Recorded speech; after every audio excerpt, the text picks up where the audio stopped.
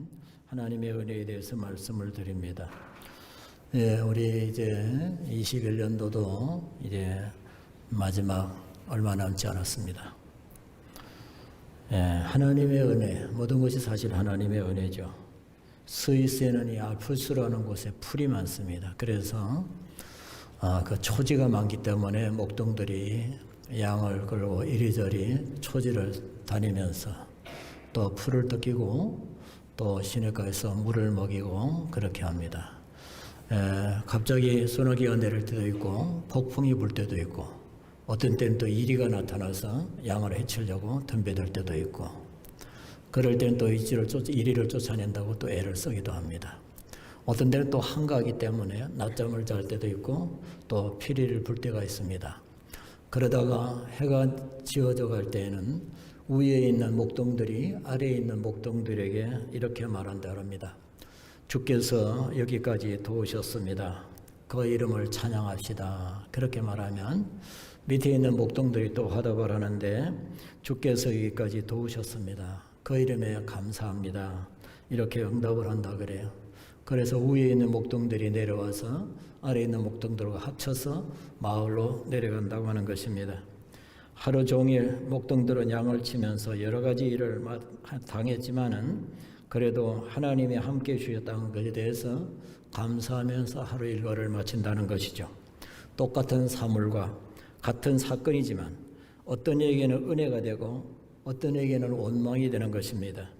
매 순간 하나님의 은혜 안에 거하는 사람들의 그 시각으로 보면 모든 것이 다 하나님의 은혜요, 모든 것이 축복의 디딤돌이로 생각되어지는 것입니다.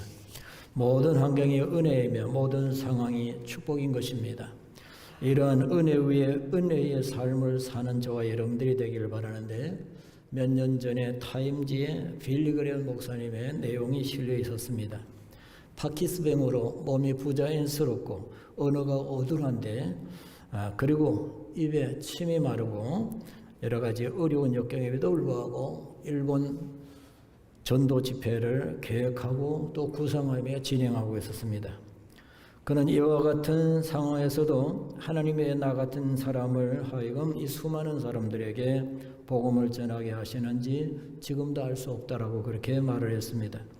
기독교 역사상에 20세기의 빌리 그레엄 목사님 최고의 탁월한 전도자요, 많은 사람들에게 복음을 전거한 많은 영혼을 그리스도 앞으로 구원한 사람입니다. 그처럼 엄청난 일을 했음에도 불구하고 그는 자기가 하나님의 나라에 들어가면 제일 먼저 하나님께 물어볼 것이 있는데 그것은 뭐냐? 하나님이 왜 나 같은 사람을 쓰셨습니까? 라고 하는 질문을 하고 싶다고 말을 했습니다.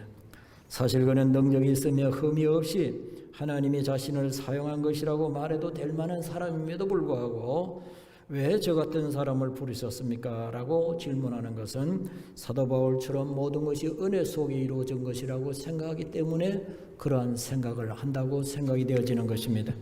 오늘 성도 여러분, 현재 오늘 자신에 대해서 우리가 만족하고 있는지 또 아니면 자신에 대해서 불만을 품고 있는지 대부분의 사람들은 자기 인생을 자기 스스로 만들어간다고 생각하고 있습니다. 그렇기 때문에 잘 풀린 사람들은 내가 노력을 많이 했기 때문에 또 내가 재산을 많이 모았기 때문에 내가 성실하기 때문에 사람들이 나를 좋아하는 것이며 내가 머리가 좋았기 때문에 공부를 잘해서 학력이 좋아서 내가 출세했다고 생각하고 어떤 사람은 내가 미모가 뛰어나기 때문에 좋은 신랑을 만났다고 그렇게 생각하는 사람들도 있습니다. 그러나 자신에 대해서 불만을 가지는 사람들은 남들에게 모든 것을 책임을 전가합니다. 다른 사람들이 너무 약삭빠르기 때문에 내가 손해를 본다고 생각하고 다른 사람들이 너무 경쟁적으로 살기 때문에 내가 뒤처진다고 그렇게 생각하는 것입니다. 그러기에 성공했다고 생각하는 사람이나 실패했다고 생각하는 사람이나 누구나 자기의 삶은 자기가 스스로 이루어 간다고 생각하는 것입니다. 그러나 성경적인 인생과는 그렇지가 않습니다. 즉 인생은 사람에 의해서 만들어지는 것이 아니라 전적으로 하나님에 의해서 만들어진다고 하는 사실입니다. 오늘 주의 은혜라는 제목으로 말씀을 드리면서 신약 성경에서 가장 위대한 선교사요 전도자요 가장 성경을 많이 기록한 또 그리고 복음을 위해서 많은 핍박과 환난과 역경을 겪었던 사람, 가장 위대한 성경학자이면서 목회자인 가장 큰 일꾼이 누구냐? 신약 성경에서는 사도 바울을 꼽고 있습니다. 그는 복음을 위해서 가장 잘 이해한 사람이고 예수를 가장 많이 닮은 사람이며 예수님 다음으로 우리에게 가장 큰 영향을 끼친 사람이 사도 바울입니다. 금세기의 역사가 있던 아놀드 토인비는 말하기를 바울을 싣고 가던 배는 유럽을 싣고 가던 배였다고 그렇게 말을 했습니다. 그만큼 바울의 사역이 유럽 사회의 인류 역사에 지대한 영향을 미쳤다고 하는 얘기가 되겠습니다. 바울의 영향력으로 말한다면 어찌 우리 유럽뿐만 아니라 오늘날 이 아시아에도 역시 그 복음의 백길이 우리에게까지 닿았다고 볼 수가 있습니다. 그 후에 오고 가는 수많은 나라와 세대, 우리에게까지 그 범위를 이루 말할 수 없는 복음에 큰 영향력을 끼친 사람입니다. 바울은 성경을 13권 내지 14권을 기록했고 특히 기독교의 교리의 대부분들은 다 사도 바울이 기록을 했습니다. 로마서나 갈라디아서 다 사도 바울에 의해서 기록되어진 것입니다. 바울을 부정하는 것은 기독교를 부정하는 것만큼 그가 차지하는 비중이 굉장히 지대합니다. 어떻게 그렇게 위대하게 쓰임받은 사람이 될 수 있었을까요? 바울이 과연 위대했기 때문이 아니라 온전히 하나님의 은혜였다고 생각하게 되는 것입니다. 오늘 하나님의 은혜를 받은 사람은 하나님이 날 이렇게 사랑했다고, 하나님이 날 이렇게 사용하셨다고, 하늘에 내가 있게 된 것은 하나님의 은혜라고 고백하게 되는 것입니다. 오늘 10절에 보면은 나의 나 된 것은 하나님의 은혜로 된 것이니 내게 주신 그의 은혜가 헛되지 아니하여 내가 모든 사도보다 더 많이 수고하였으나 내가 아니요 오직 나와 함께 하신 하나님의 은혜라고 말을 했습니다. 오늘 이 짧은 한 구절 속에 은혜란 말을 3번, 4번 거듭해서 그는 말하고 있습니다. 하나님의 은혜를 말하는 사람은 자기 자아를 나타내지 않습니다. 모든 것이 은혜가 위대한 사람을 만든 것이기 때문에 예수를 잘 믿는 것도 역시 하나님의 은혜입니다.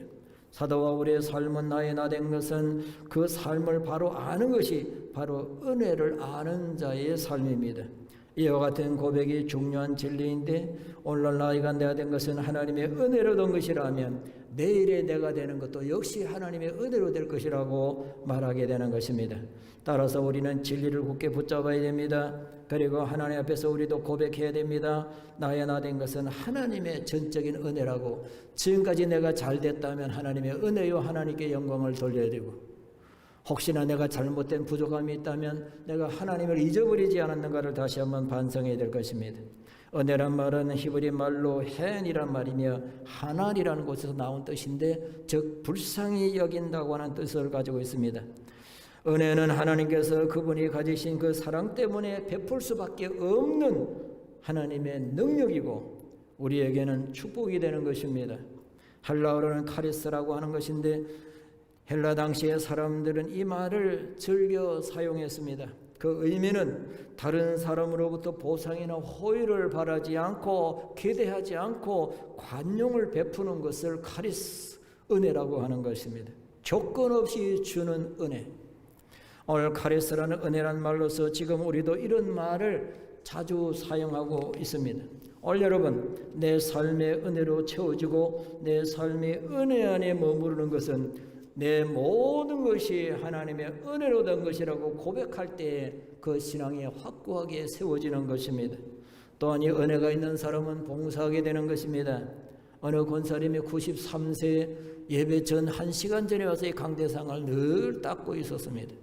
연세가 많기 때문에 이제 그만하셔도 된다고 말할 때 93세의 권사님은 말하기를 하나님의 일에는 은퇴가 없다라고 말을 하면서 굳이 강대상을 닦더라고 하는 것입니다. 그렇습니다. 하나님의 사역에는 은퇴가 없습니다. 하나님이 부르시는 그날까지 기쁨으로 충성하는 것입니다. 봉사하는 것입니다.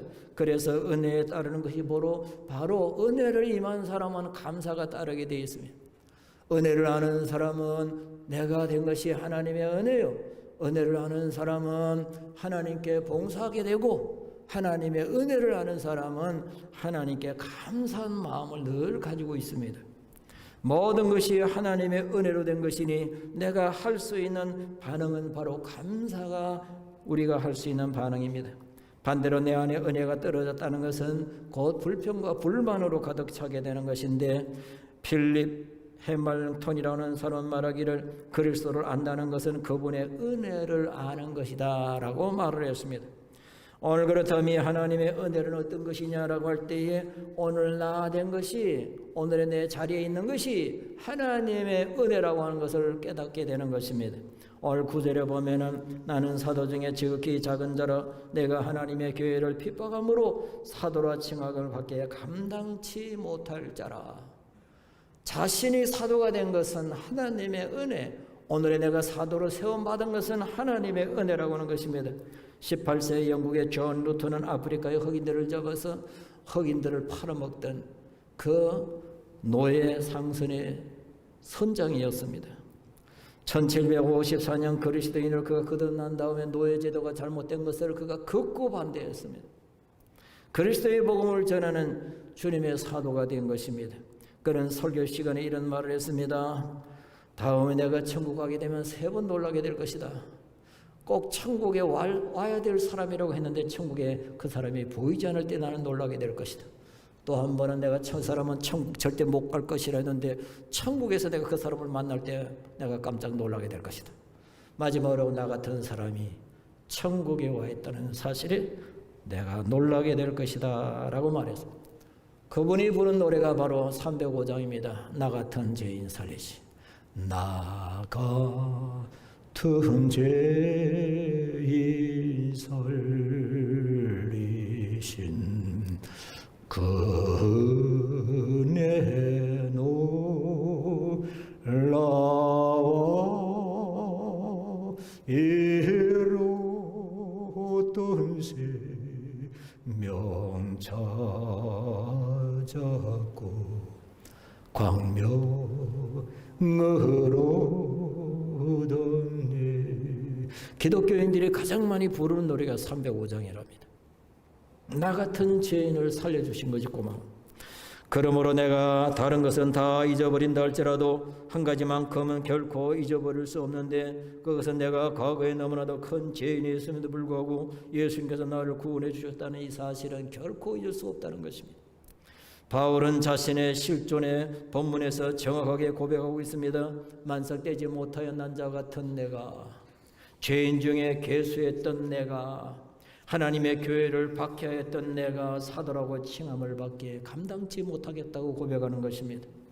디모데전서 1장 15절에 자신을 죄인의 괴수라고 고백하고 있습니다. 마땅히 죽어야 될 죄인이며 용서받기 어려운 죄인이었는데 다메섹 도상에서 예수께서 자기를 불러주시고 십자가의 보혈로 모든 죄를 용서하여서 의롭다 하시며 지금까지 인도해 주신 것에 대해서 그는 감사했습니다. 그러기에 사도 바울은 현재 나의 나 된 것은 모든 것이 전적으로 하나님의 은혜임을 감격하며 고백하게 된 것입니다. 오늘 성도 여러분, 우리도 내가 예수 믿게 된 것이 하나님의 은혜요. 내가 교회 직분을 맡은 것도 하나님의 은혜요. 지금까지 믿음 생활을 해올 수 있었던 것도 하나님의 은혜라고 고백을 해야 됩니다. 우리도 현재의 나를 돌아보면서 스스로 지혜로는 하나님을 찾을 수 없었으나 하나님께서 우리를 부르시고 은혜를 베풀어 주시고 귀한 직분과 사명을 허락해 주셨다는 것을 우리는 진정으로 감사하면서 내가 아무것도 아님을 고백할 때에 올 진정한 감사가 시작되는 것입니다. 나의 나 된 것은 하나님의 은혜라는 사도 바울 고백처럼 우리도 역시 모든 것이 하나님의 크신 은혜인 것을 믿고 고백할 수 있기를 주님의 이름으로 축원합니다. 두 번째로 이 사도 바울이 하나님의 은혜가 뭐냐라고 할 때에 하나님이 하실 것을 모든 것을 지금까지 역사하게 하신 것. 사도 바울이 지금까지 복음을 위해서 매 맞고 태창에 5번이나 맞을 맞고 그리고 헐벗고 굶주리고 강의 유혹과 동족의 유혹과 그가 많은 풍랑의 유혹을 당하면서 강의 유혹을 당하면서 그가 매맞으면서 고통을 많이 겪었던, 그래도 끝까지 복음을 위해서 내가 달려왔던 것 하나님이 하게 하셨다고 그렇게 고백하고 있는 것입니다.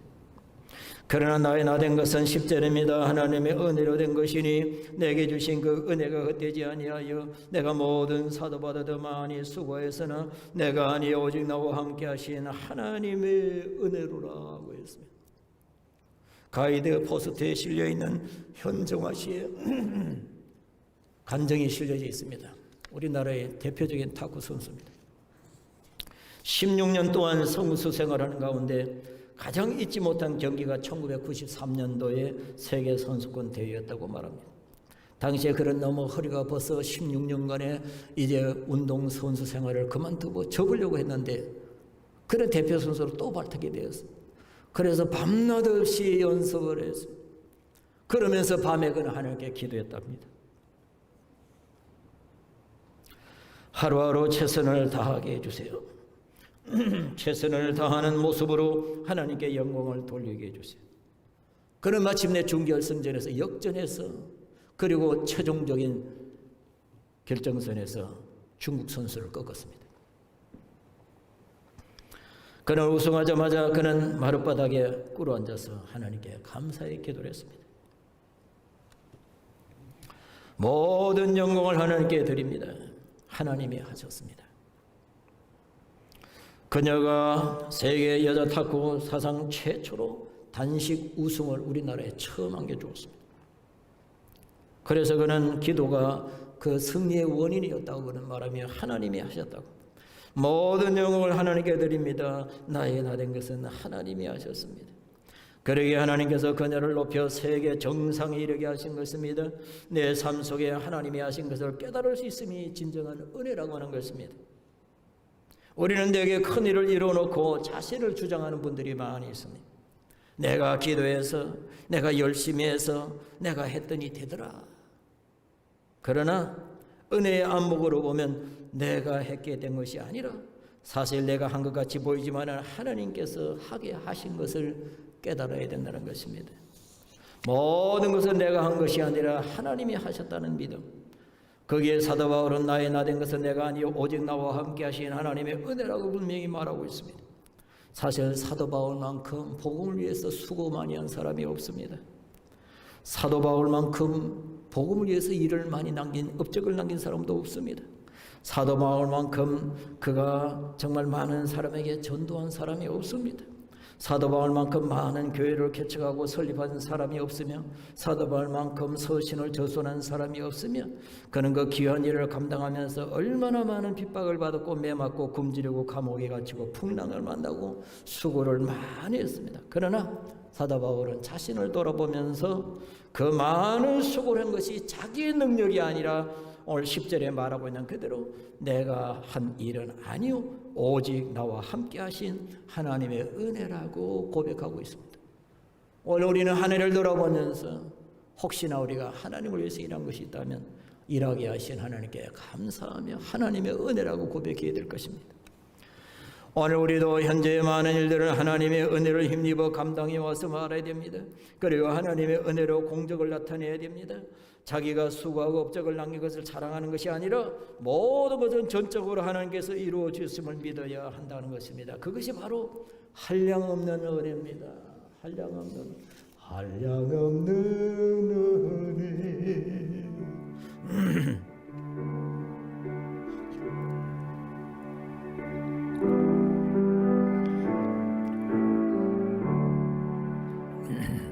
나를 지으신 이가 하나님,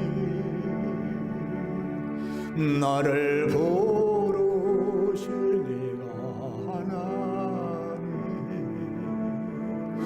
나를 보내신 이도 하나님, 나의 나된 것은 하나님은 나의 달려갈 길 가두루 나의 마지막 호흡 가두루 나로 그 십자가 품게 하시니 나의 나된 곳은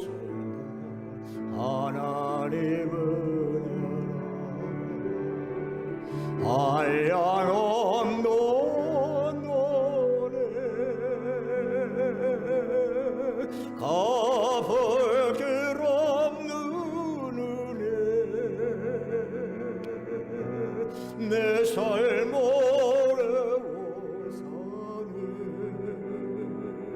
하나님의 은혜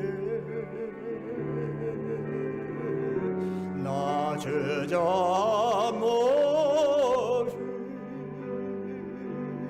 그 땅을 밟음도 나를 붙드시는 하나님의 은혜 한량없는 은혜 한량없는 은혜 아플 길 없는 은혜 내 삶 어려워서는 하나님의 은혜 나 저점 없이 그 땅을 밟음도 나를 붙드시는 하나님의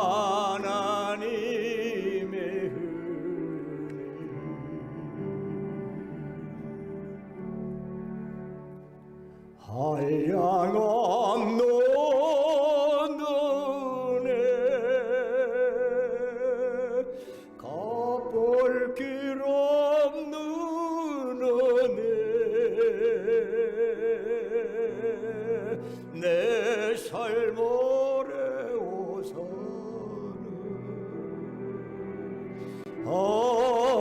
하나님의 은혜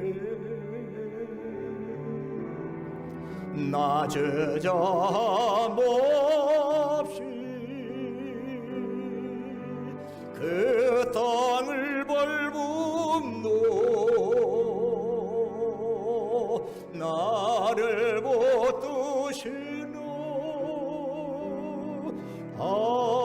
하나님의 은혜